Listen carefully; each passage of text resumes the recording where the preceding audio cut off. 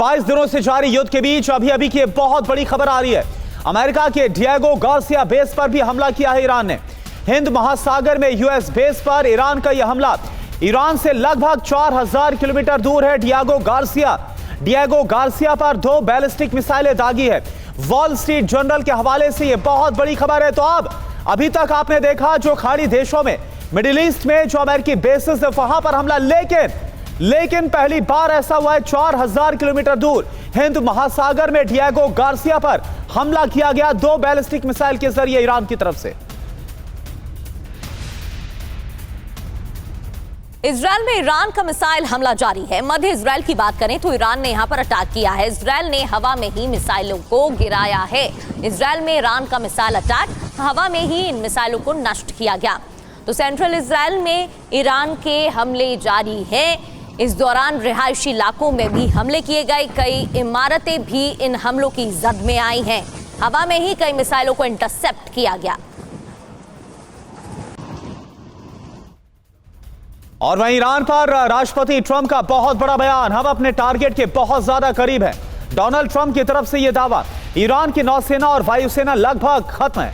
यह Donald Trump की तरफ से कहा गया। खैर, अगर ईरान की नौसेना और वायुसेना की बात की जाए तो वो तो पहले से ही काफी कमजोर थी। खास तौर पर जो ईरान है मुख्य तौर पर अपनी मिसाइल और ड्रोन पावर के जरिए ही अमेरिका और इजराइल से लड़ता हुआ नजर आ रहा है। और अभी हम इस पर चर्चा भी कर रहे थे। इससे जुड़ी एक और बड़ी खबर, नाटो देशों पर फिर भड़के हैं डोनाल्ड ट्रंप। नाटो की हालत बहुत खराब है। डोनाल्ड ट्रंप ने कहा स्ट्रेट ऑफ हॉर्मुज में मदद नहीं की। हॉर्मुज से नाटो को ऊर्जा मिलती है, ये बात भी कही। इतना भी कहा गया है कि हम इसे याद रखेंगे किस तरीके से इस दौरान नाटो देशों की तरफ से बात कही गई है या मदद दी गई है। हॉर्मुज स्ट्रेट में मदद नहीं की गई, हॉर्मुज से नाटो को ऊर्जा मिलती है, डोनाल्ड ट्रंप का बयान। तो डोनाल्ड ट्रंप का यह बयान आपने सुना। मीडिया से बात करते हुए नाटो से बहुत ज्यादा खफा, बहुत ज्यादा नाराज डोनाल्ड ट्रंप नजर आ रहे हैं। देखिए हुआ क्या है। दरअसल ईरान से जंग पर बेरुखी नजर आ रही है। हॉर्मुज स्ट्रेट में नेवी की तैनाती की जो मांग है वो नाटो कंट्रीज की तरफ से खारिज कर दी गई। यूरोपीय देशों ने यूएस सैन्य अभियान से दूरी बना ली। ट्रंप का युद्ध माना गया इसको। ट्रंप का युद्ध मानकर नाटो देश मदद नहीं कर रहे हैं। और रक्षा खर्च की बात कहें तो ये मुद्दा भी प्रमुख तौर पर उठा। अमेरिका का ज्यादा खर्च, अन्य देशों का बजट कम है। तेल की कीमतों पर तकरार भी देखने को मिली है। बढ़ती कीमतों की शिकायत नाटो देश कर रहे हैं और उनको भी परेशानी हो रही है। ट्रंप नाटो में आर पार के हालात बने हुए हैं। यूएसए के बिना नाटो एक कागज का शेर है, ये बयान डोनाल्ड ट्रंप की तरफ से दिया गया। वो ईरान को परमाणु ताकत बनने से रोकने की लड़ाई में शामिल नहीं होना चाहते हैं। अब लड़ाई सैन्य कार्रवाई से जीत ली गई है, जिसमें उनके लिए बहुत कम खतरा है। तो वो तेल की ऊंची कीमतों के बारे में शिकायत करते रहते हैं, जिन्हें उन्हें चुकाना पड़ता है। लेकिन हॉर्मुज स्ट्रेट को खोलने में मदद नहीं करना चाहते, जो कि एक बहुत ही आसान मिलिट्री रास्ता है। और साथ ही डोनाल्ड ट्रंप ने कहा कि तेल की ऊंची कीमतों का एकमात्र कारण है उनके लिए यह करना बहुत ज्यादा आसान है और इसमें बहुत कम रिस्क है। कायर हम याद रखेंगे। आप देखिए कैसे शब्दों का इस्तेमाल किया गया, कायर कहा गया डोनाल्ड ट्रंप की तरफ से। और एक और बड़ी खबर, जर्मन चांसलर मर्ज का बड़ा बयान सामने आया है। राष्ट्रपति डोनाल्ड ट्रंप से फिलहाल संबंध ठीक नहीं है, ये जर्मन चांसलर मर्ज की तरफ से कहा गया और बताया गया कि अमेरिकी राष्ट्रपति डोनाल्ड ट्रंप के साथ फिलहाल संबंध ठीक नहीं।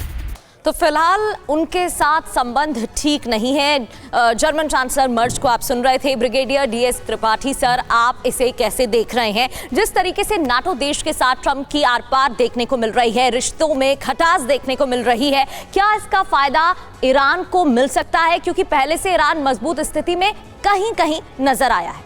बिल्कुल, देखिए मैं आपको याद दिलाना चाहूँगा कि जब इराक में अमेरिका गया था उस समय 83 कंट्रीज उसके साथ थे। बाद में कम हो गए, 67 हो गए और नाटो तो पूरा ही अमेरिका के साथ था। और इस बार कोई इनके साथ नहीं है, क्योंकि आप अगर देखिए इन्होंने नाटो के साथ क्या किया, यूरोपियन कंट्रीज के साथ।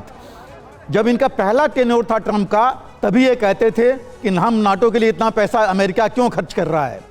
और उस समय नाटो तकरीबन 1 to 1.5% अपना जीडीपी का अपने डिफेंस पर खर्च करता था।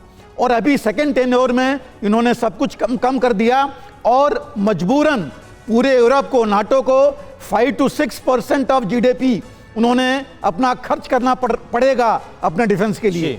ये बहुत बड़ी चीज है उनके लिए। दूसरा, इतनी डिसरप्शन कर रखी है। पहली बात तो ट्रंप को अपना ही एम क्लियर नहीं है कि किस लिए उन्होंने ईरान पर यह हमला किया, और इसीलिए नाटो कह रहा है कि ये उनकी लड़ाई है। पहले उन्होंने कहा कि इसको न्यूक्लियर पावर अगर ईरान होता है तो हमारे लिए बहुत बड़ा खतरा है। फिर उन्होंने रेजिम चेंज की बात की, वो करना है। और इजराइल का एम अलग है। इजराइल चाहता है कि पूरे ईरान को जो है नस्तनाबूद कर दिया जाए। तो ये क्लियर एम नहीं है, इसीलिए नाटो इसमें पड़ना नहीं चाहता। दूसरी चीज, 60% जो एनर्जी है पूरी नाटो की या यूरोप की इसी इलाके से जाती है। तो वो भी जो है एक बहुत बड़ी चीज है उनके लिए। अमेरिका में खुद में देखिए, पिछले इन 20 दिनों में तकरीबन 10 से 15% प्राइसेस गैसोलीन के और बाकी चीज के बढ़ गए हैं। तो पूरी दुनिया में क्या हालात होगी ये उनको पता है, इसलिए कोई इसमें जाना नहीं चाहता, क्योंकि इससे अमेरिका का नुकसान देखिए कितना हो गया। $200 बिलियन तो अब वो लेने जा रहे हैं अपने आर्म्स एम्युनिशन के लिए अपने यहाँ ही। और उनके जो कहा जा रहा है, वॉल स्ट्रीट जर्नल कह रहा है कि तकरीबन उतना ही इनका नुकसान हो रखा है। 16 इनके वॉर प्लेन चले गए, फाइटर्स, इनके 2 शिप्स पर नुकसान हुआ। तो इस और इनका जितना एम्युनिशन जा रहा है और ईरान रुक नहीं रहा है, तो ये देख करके कोई नाटो कंट्री अभी इनका साथ देने को तैयार नहीं है। बिल्कुल, यानी कुल मिलाकर त्रिपाठी सर ये नजर आ रहा है कि कैसे जो अमेरिका उसके पसीने छूटते हुए ईरान के खिलाफ नजर आ रहे हैं। निनाद सेठ सर, एक बात मैं आपसे समझना चाहूंगा, एक बात मुझे बताइए कि रूस के खिलाफ हमने देखा किस तरह से जो अमेरिका है उसने अपना हाथ खींचा, और वहीं से नाटो जो कि एक मिलिट्री संगठन है उसके वजूद को लेकर सवाल उठने खड़े हो गए। और अगर अब बाकी के नाटो देश ऐसा कर रहे हैं तो उनके पास तो एक आधार है ना कि जब आपने अपने हाथ खींचे तो हम क्यों ऐसा ना करें। मेरे ख्याल से नेटो के पास कुछ खास कार्ड्स नहीं हैं। हाँ। अमेरिका के बिना नेटो कुछ भी नहीं है। पहली 3 चीजें हैं। 85% ऑफ नेटो बजट अमेरिका देता है। 77% ऑफ ट्रूप्स जो होते हैं, जो आर्मी, जो फौजी होते हैं, वो अमेरिकन फौज के लोग हैं। अमेरिका की इकोनॉमी पिछले साल 3% ग्रो करी थी। यूरोप की इकोनॉमी 0.06% ग्रो करी थी। बिना अमेरिकन सपोर्ट के रशिया से यूरोप नहीं लड़ सकता।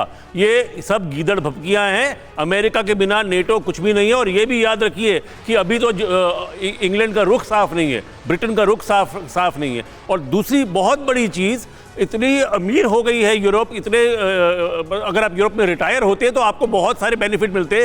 वो ये सब इसलिए अफोर्ड कर सकते थे कि वो अपने डिफेंस पे खर्चा नहीं करते थे। अगर वो करेंगे तो ऑलरेडी दबी हुई इकोनॉमी और दब जाएगी। मेरे को लगता है कि ट्रंप बिल्कुल ठीक कह रहे हैं, नेटो पे अमेरिका का दबदबा जारी रहेगा।